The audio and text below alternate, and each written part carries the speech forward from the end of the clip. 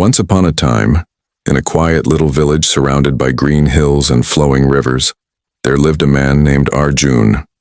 From the outside, he seemed to have everything one could ever want in life. He owned fertile land, a large house, cattle, and enough wealth to live comfortably without worry. People in the village looked at him with admiration, whispering to one another that he must be the happiest man in the world. But deep inside, Arjun felt a void that no amount of wealth or comfort could fill. He often found himself restless, searching for something he could not name. Every morning he would wake up, eat the finest meals, and then spend his day managing his land and possessions. At night he would sit under the stars staring at the sky and wondering why happiness always seemed to slip from his hands. He thought perhaps more wealth would bring him peace or maybe more recognition from the villagers. He tried everything, expanding his land, building a bigger house, hosting grand feasts, but no matter what he did, the emptiness remained. One day, a wandering monk came to the village. He was dressed in simple robes, carried no possessions except a small water pot and a staff, and yet, his face glowed with serenity and contentment. The villagers gathered around him, curious to hear his words. Arjun too went, driven by the hope that this man might have the answer he had been searching for. When the monk finished speaking, most people left satisfied, but Arjun stayed behind.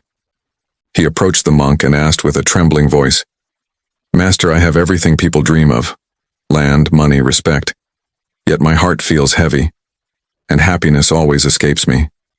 Please tell me, what is the secret to true happiness?" The monk looked at him gently as if he had been waiting for this question. "Happiness," he said, "is not something you find outside yourself. It is not hidden in gold, nor in applause, nor in possessions. True happiness lives within, and it reveals itself when you learn to live in harmony with yourself, others, and the world." Arjun frowned. "But how do I find it within? I have looked inside, and all I see is restlessness." The monk smiled and replied, "Come with me tomorrow at sunrise. Leave behind your wealth, your servants, and your comforts.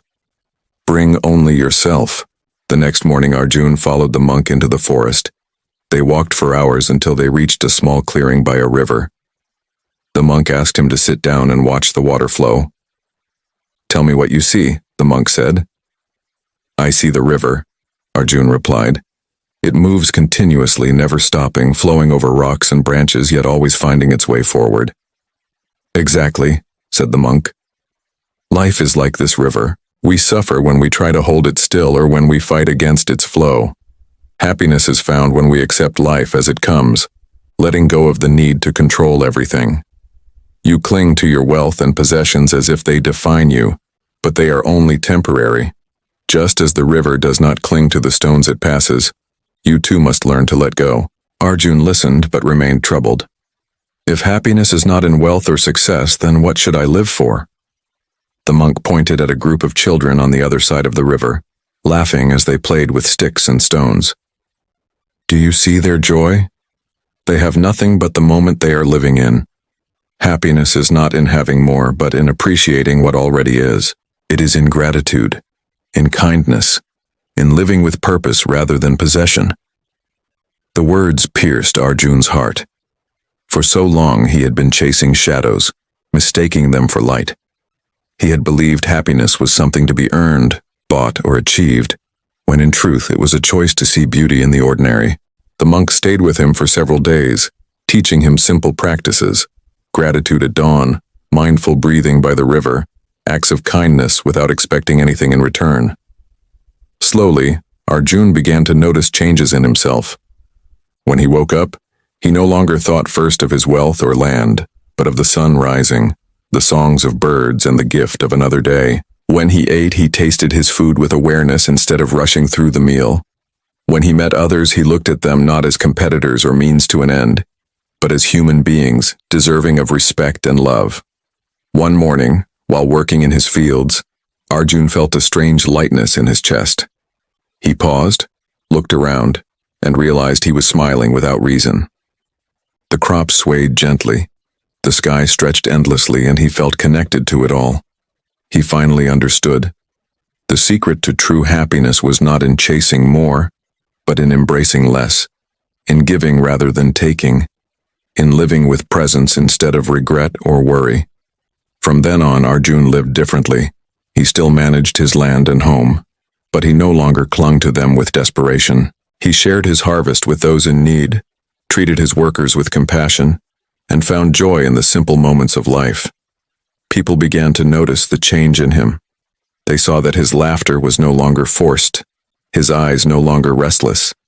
The same villagers who once admired his wealth now admired his peace.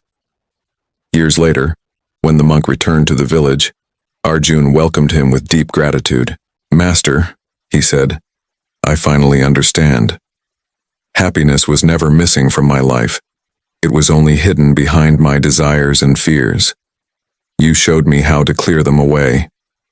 The monk placed a hand on his shoulder and said, "Remember this always.